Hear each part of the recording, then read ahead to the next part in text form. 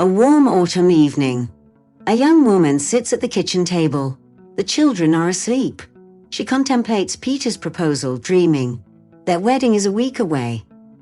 No big celebration, she muses. We'll just set the table and have a family dinner. Neither of them is young. Both have been married before. Peter has a wife and daughter somewhere. He dislikes talking about them, gets jittery, his eye even twitches. He served as a military man all his life, which meant long stints in war zones, traveling all over the world. One day he came back to find her with another man.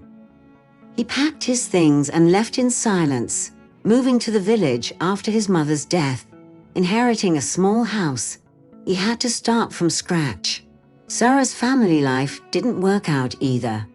Although initially, all her friends admired her handsome, sober, non-smoking prince of a husband. Their daughter Dominic was born. Everything seemed perfect, but her husband grew distant. Diapers, baby clothes, the crying baby. Sarah reassures him.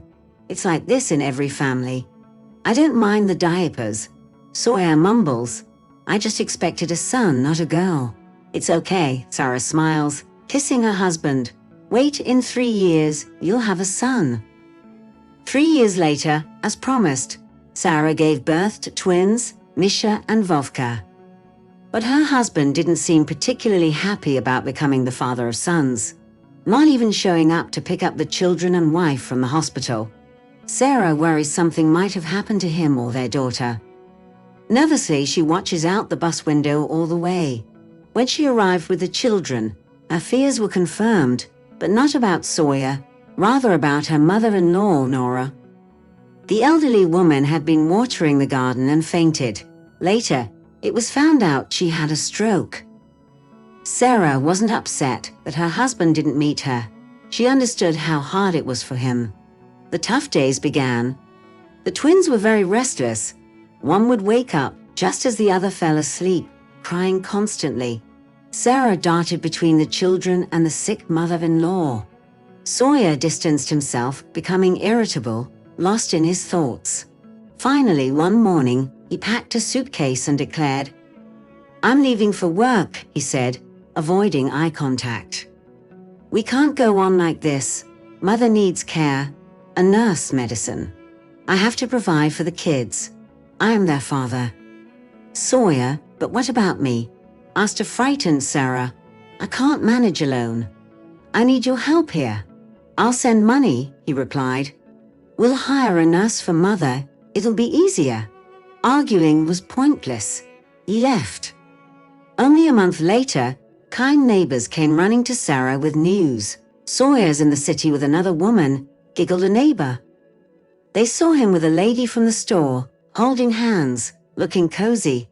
"And what about the money? Has he sent any?" "No," Sarah mumbled, lowering her eyes. "He hasn't sent anything." "Well, you see, you might end up alone with the kids. Go to the city, get your husband back, beg if you have to. Don't leave the kids without a father." "I'm not going anywhere," she replied through tears. "If he decided to leave us, that's his choice. We'll manage." Money was tight in the family. Sarah couldn't get a job, the boys were still small, and her mother-in-law needed care. She racked her brain on what to do, and then her daughter approached with a homemade knitted bear. Sarah knitted toys for her children, cute little animals. There was no money for store-bought toys, but the kids wanted to play. So she came up with the idea. The neighbors' kids loved them too. Sarah decided to make toys for sale. She had no time during the day, so she crafted at night. She placed an ad on the internet, and the first batch sold out in a week. And so she managed. Time passed. A man moved into the abandoned house next door.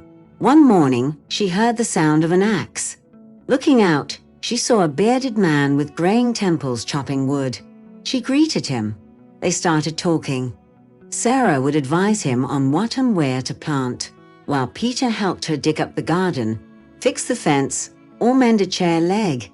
That's how their friendship blossomed. 3 years later in autumn, Sarah's bathhouse caught fire. Peter pulled her and the children from the smoke. nearly suffocating.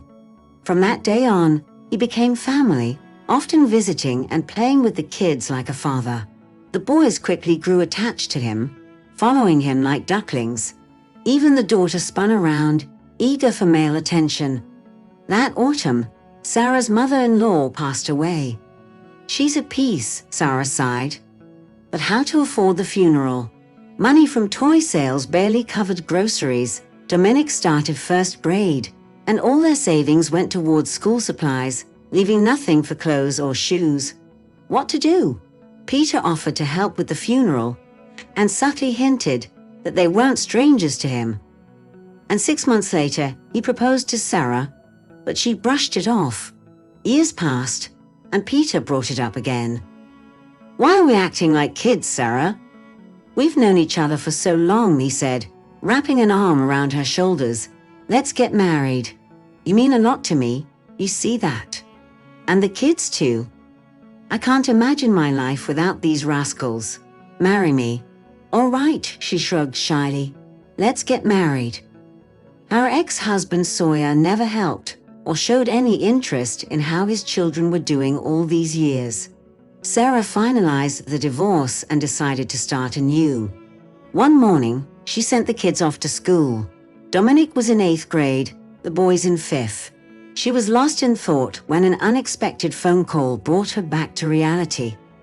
"Are you Sarah?" asked a female voice. "I'm Nora. Your husband Sawyer has been in an accident. Can you come to the hospital?" Sarah shuddered, not listening to the nervous woman. Terrible images flashed before her eyes. "Sawyer." "Sarah, why do you look like that?" asked Peter. He had just returned from the farm. Business had been good for the past few years, and he earned a steady income. He set down the grocery bags and approached Sarah. "What happened?" He shook her shoulders. "You look pale." Sarah explained the tragedy. They went to the hospital, where the woman was waiting. "I understand everything, but this wasn't our agreement." Nora waved her hands. "Sawyer lives with me. I'm ready to help him, but I can't support his sick wife and kids." "Sorry, wait, I don't understand," said Sarah, looking at Peter for support. "What wife? What kids? I'm not sick. Explain what's wrong with Sawyer. What's wrong with him?" Nora replied angrily. "He broke his arm in the accident, but otherwise he's fine. I called you because I don't need his wife hanging around my neck." "I'm not going to be a burden," Sarah defended herself. "I don't need his money, and neither do my kids." "What do you have to do with it?" The woman interrupted. "I'm talking about his wife, Dina. She's bedridden, and their daughter is always coming to us, asking for money. I've had enough." "Sorry, why?" "I can take care of Sawyer, but not his dependents. You deal with them." "Can I see Sawyer?" asked Sarah. "Yes," nodded Nora, smiling at Peter. 10th room. "Do you want me to come with you?" "No," said Sarah. "I'll go alone." Leaving the room, pale as a ghost, she took Peter's hand and walked outside. She stood there for a few minutes, breathing deeply, then rested her head on his shoulder and cried. She was overwhelmed with anger, hurt, and pain. It turned out that Sawyer had married Dina and had a daughter, Scarlett, 2 years ago. Dina had fallen seriously ill, losing the use of her legs.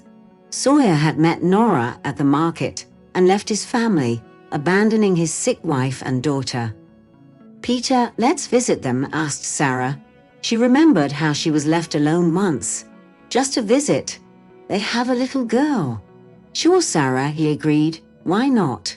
They knocked on the door, and a thin girl, who looked just like their daughter Dominic, opened it. Sarah's heart ached. They entered the small apartment. "Scarlett, who is it?" shouted the mother from the room. "Is it your father?" "No, Mom." She sat on the bed beside her mother. "It's strangers." Sarah and Peter talked with Dina for a long time. Then Peter called Sarah into the corridor and suggested they go to the store for groceries. While Sarah and Dinah talked, he returned with bags. Late at night, when the children were already asleep, Sarah said to Peter, What can we do for them? She looked at him with pleading eyes. The child is starving. It's outrageous. No one should ever go hungry. Agreed, sighed Peter. We'll get married and take the girl with us. As for Dina, I'll think about arranging for her to be in a good clinic. I still have some old connections. I'll handle it. Good. Sarah was overjoyed having him. Let's take the girl tomorrow. I can't eat knowing she's there. At the wedding table, a large Peter family sits. Peter and Sarah are next to each other chewing. 4 children are giggling, among them Scarlett. You can turn away and ignore someone else's sorrow. Pretend it doesn't concern you. Sarah couldn't do that. Can children ever be strangers? They are all ours. Thank you all for listening. Subscribe to my channel. I'd be grateful for a like under the video. See you next time.